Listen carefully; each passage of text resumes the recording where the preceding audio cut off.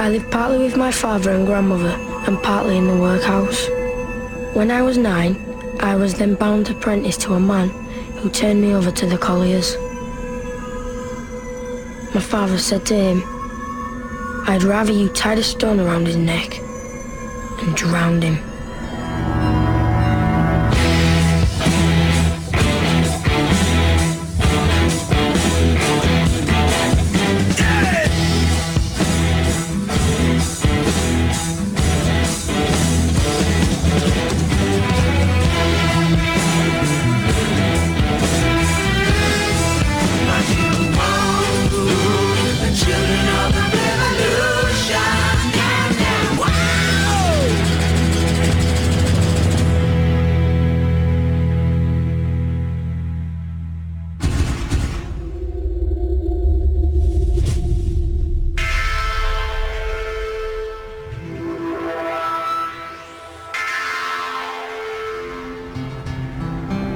Three great golden men surveying their plans for the future.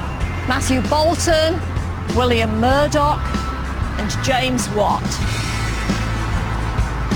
All key figures in Britain's Industrial Revolution.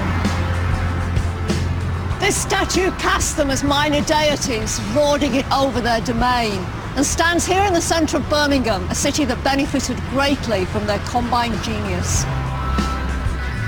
There are monuments like this all over the country because when it comes to the Industrial Revolution, we all know who should get the credit. It's the money men, the manufacturers, the inventors, the engineers, the great and the good, men like these. But these 18th and 19th century entrepreneurs and inventors were only able to capitalize on their brilliance thanks to one all-important resource, raw material found in plentiful supply.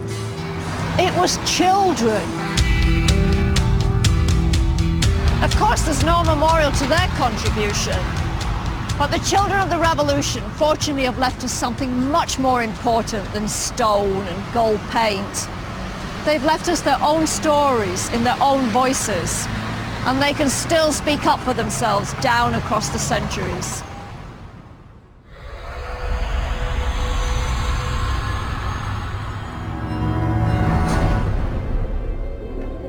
Standing by my father, with a knot of whipcord in my buttonhole, which showed that I had a desire to work with horses, I stood there, waiting for the highest bidder for my services. Before I'd left home, I'd read Uncle Tom's Cabin, and when I saw us all lined up, I remember thinking it was much the same in England as it was in America, bar the whip.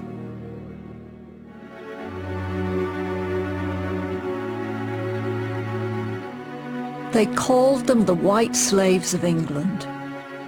What we just heard were the words of Charles Bacon, hired off in the 1870s.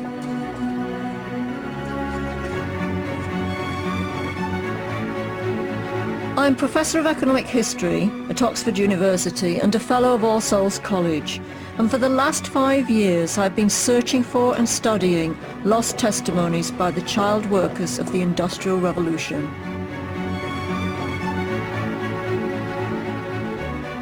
The children of the Industrial Revolution were the first generation of ordinary working-class British kids to have their thoughts and experiences thoroughly documented. Their stories are preserved in diaries, letters, and in published and unpublished autobiographies. We also have government reports, parish records, and early newspaper interviews.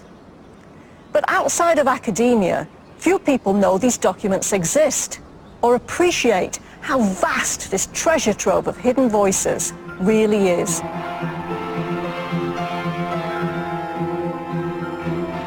I began to read and research these eyewitness accounts of life in the age of manufactures as a way of looking at child labour today in the developing world. It's a sobering thought that the nearest equivalent to the Mumbai slum dogs are the mudlarks and gutter snipes of 18th and 19th century London. But the more I read these children's stories, the more it taught me about the lives of those people who are our great-great-great-great-grandparents. We always see them as victims, drudgers and drones, but it's not the whole story. The children's relationship to the world of work was complex. Their employment helped build up Britain's industrial power. But it also contributed to our modern notions of childhood. Mind you, there were many amongst that first generation who signed up for work without really knowing what they were letting themselves in for.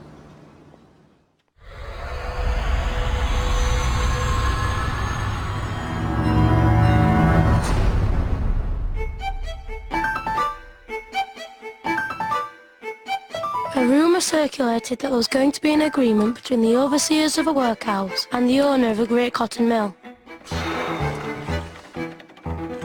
The children were told that when they arrived at the cotton mill, that they would be transformed into ladies and gentlemen. That they would be fed on roast beef and plum pudding and have plenty of cash in their pockets. In August 1799, 80 boys and girls who were 7 years old became parish apprentices till they had acquired the age of 21. The young strangers were conducted into a spacious room with long narrow tables and wooden benches. The supper set before them consisted of milk porridge of a very blue complexion. Where was our roast beef and plum pudding? That was the con played on 8-year-old Robert Blincoe, was told to a journalist several years later. He was bound apprentice to a spinning mill like this one. This is Quarrybank Mill in Cheshire, founded in 1780.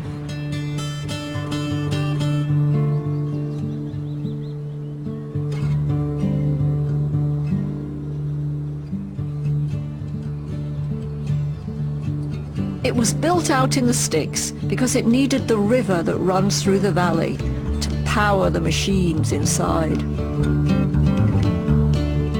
The downside of that decision was that remote places like this were low on available manpower. So who would staff these mills? Who would do the work? The solution was to recruit the most vulnerable elements in society: orphans. The first wave of factory labour in this country was made up of orphans.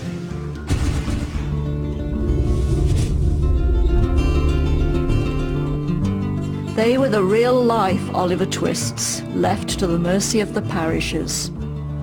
And their employment was nothing less than state-sponsored slavery. They were called parish apprentices and aged as young as 7 or 8 were taken by cart from their homes in the parishes of London and other towns and cities and transported hundreds of miles away to places like this.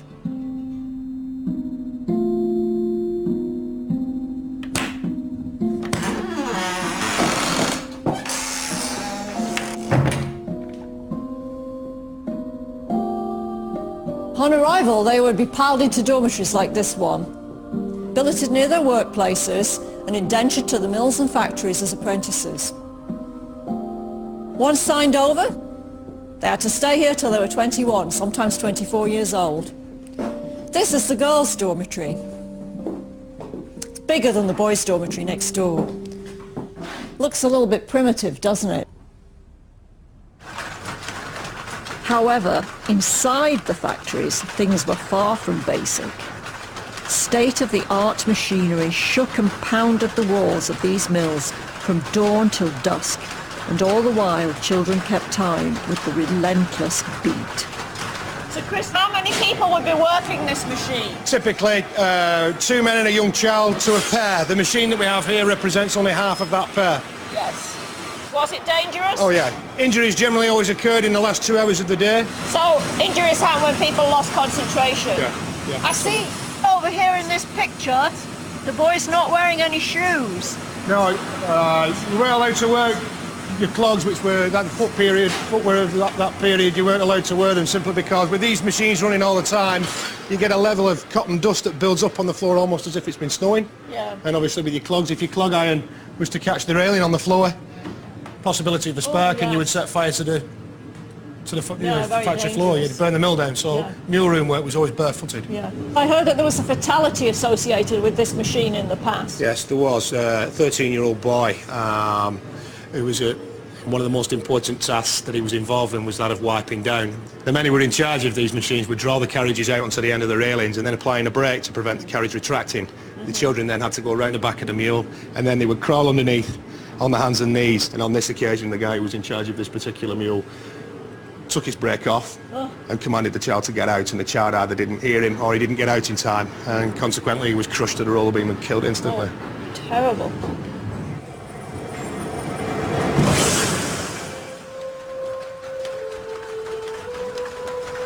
Parish apprentices were often called pauper apprentices because the new factories provided the powers that be with a cheap way of dealing with poor children.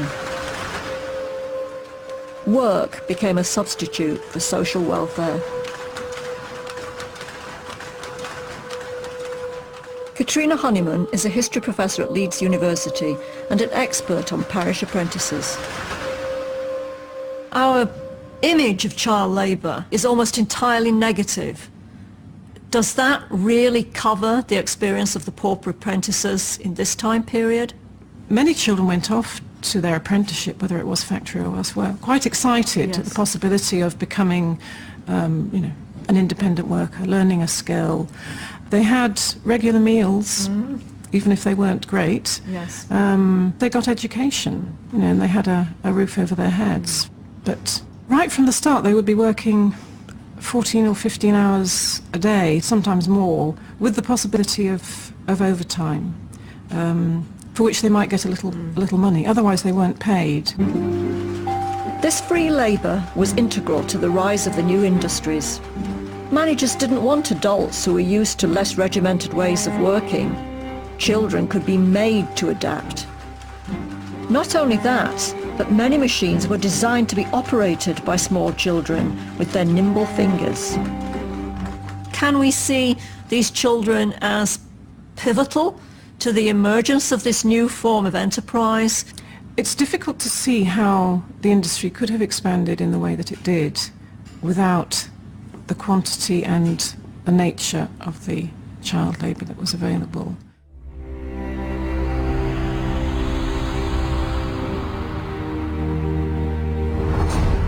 The master carter's name was Thomas Burks. Tom the Devil, we called him. He was a very bad man. Everybody was frightened of him. He once fell poorly, and very glad we were. We wished he might die. We were always locked up out of mill hours, for fear any of us should run away.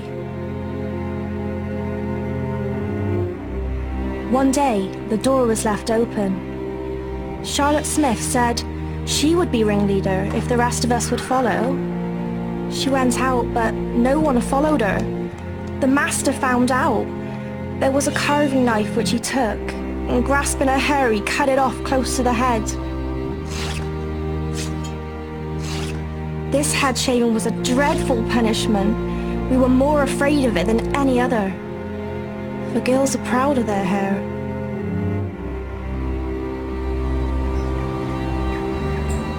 Rural and picturesque, this place seems a world away from scary urban factories, but Quarry Bank had its runaways too. In 1856, a girl called Esther Price was caught escaping. She was sent up here to the punishment room in the attic of the house. Here it is, this is the punishment room. The windows would be blacked out. Her bed, it's a blanket on the floorboards. She got supper and breakfast, but was locked away here for a whole week on her own. Poor little mite. As an added and coincidental cruelty, as she was taken up here, she had to pass by the corpse of an adult who had died earlier that day and was laid out in the attic for collection. Alone in the dark, stomach empty, a corpse for company. No wonder she wanted to run away.